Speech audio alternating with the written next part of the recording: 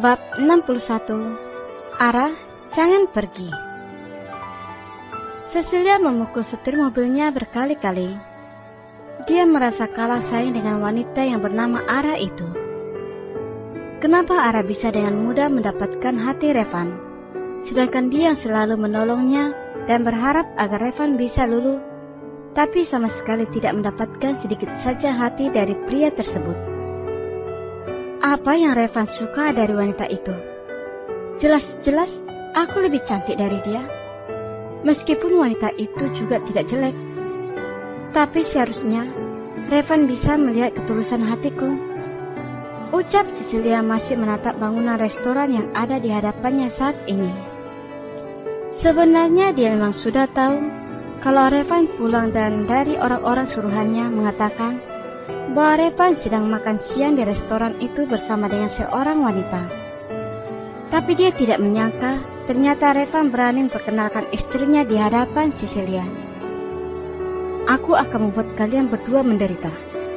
Aku tidak terima kalau Revan bahagia dengan wanita itu.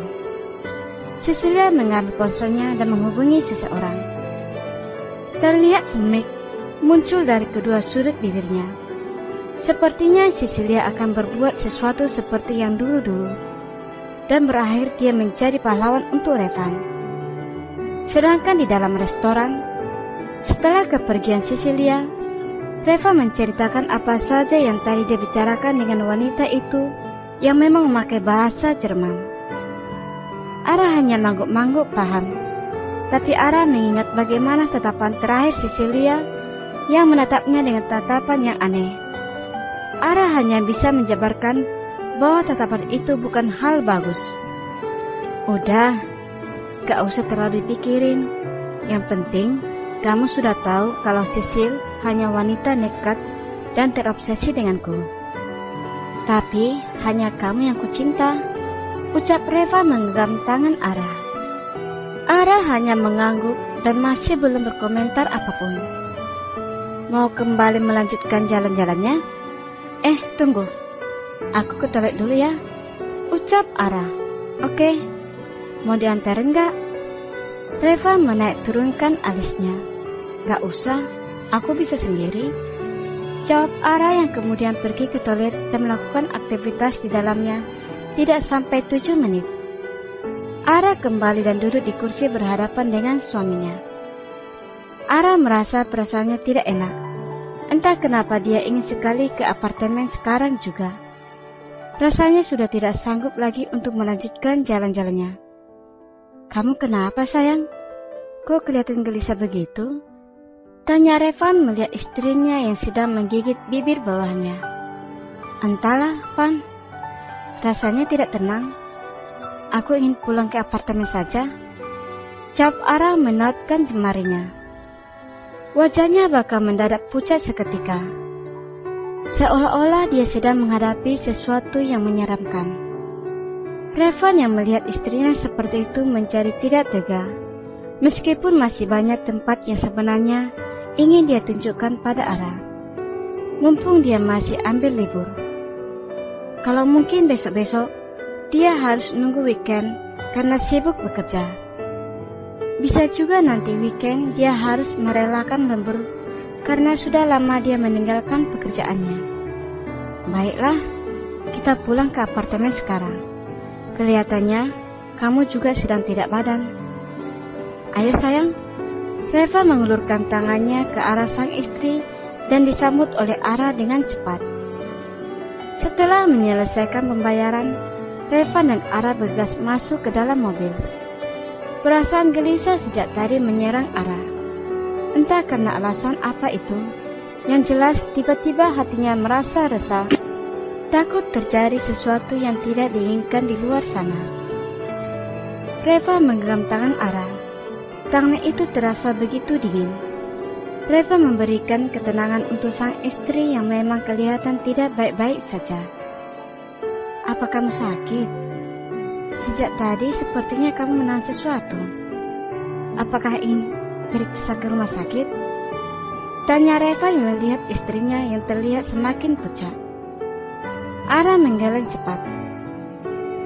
Bukan sakit fisik yang dia rasakan saat ini, tapi hatinya terasa begitu tidak karuan, sehingga membuatnya menjadi resah dan pucat.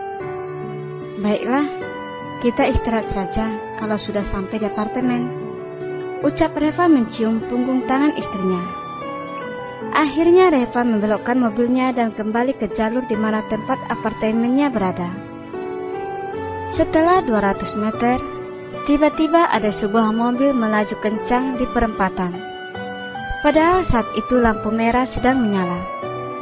Tetapi pengemudi dari arah kanan berjalan terus dengan kecepatan tinggi dan langsung menghantam bagian depan mobil Revan, membuat suara dari tabrakan itu begitu keras. Prak! Ya Tuhan, astaga, mobil itu hilang kendali. Suara riuh orang-orang yang melihat adegan itu langsung terdengar bersaut-sautan. Mobil yang menabrak itu langsung melarikan diri dan dikejar sebuah mobil polisi yang sedang berpatroli di jalan sekitar. Keadaan rumah sakit begitu sibuk. Korban tabrak lari yang beberapa saat lalu terjadi baru saja datang di rumah sakit. Kondisi pasien cukup parah, tetapi yang lebih parah adalah sang wanita. Karena hantaman sisi kanan langsung mengenai bagian kursi penumpang. Revan bisa melihat dia dan istrinya masuk ke dalam ruang ICU, berada dalam satu ruangan dan ditangani dengan segera oleh dokter. Bahkan Revan masih bisa melihat bagaimana beberapa dokter berupaya membuat istrinya bisa bernapas lagi dengan memakai alat untuk memompa jantung, dan lama-kelamaan pandangan Reva pun menggelap. Ara, jangan pergi. Maaf, kami sudah berusaha memaksimal mungkin. Tetapi tetap saja, nyawa istri Anda tidak tertolong, ucap salah satu dokter. Apa? Tidak, itu tidak mungkin. Istri saya pasti baik-baik saja, dokter. Katakan kalau istri saya baik-baik saja, seru Revan saat baru saja membuka matanya. Maaf Tuan, kami sudah berusaha semaksimal mungkin, jawab dokter tersebut. Tidak, di mana istriku? Revan berontak dan mencabut selang infusnya. Tetapi dokter langsung menenangkan Revan. Di luar ruangan terlihat seorang sedang tersenyum senang. Sepertinya rencananya kali ini berhasil kembali. Wanita itu berjalan menjauh dari ruangan itu dengan perasa yang tidak bisa dia gambarkan. Dokter masih menenangkan Revan agar bisa mengendalikan dirinya. Kemudian salah seorang dokter masuk ke dalam ruangan itu. Orang itu sudah pergi, dokter, ucap seseorang yang masuk menggunakan pakaian serba putih itu. Tidak lama kemudian, Sandi dan Raka ikut masuk. Tenang bang, Kak Ara baik-baik saja. Semua ini hanya rencana ayah untuk menyembunyikan identitas Kak Ara, agar orang yang melakukan ini bisa dengan mudah tertangkap. Ucap Raka membuat Revan berhenti memberontak. Jadi, Ara masih hidup? Benarkah ya? Sandi mengangguk.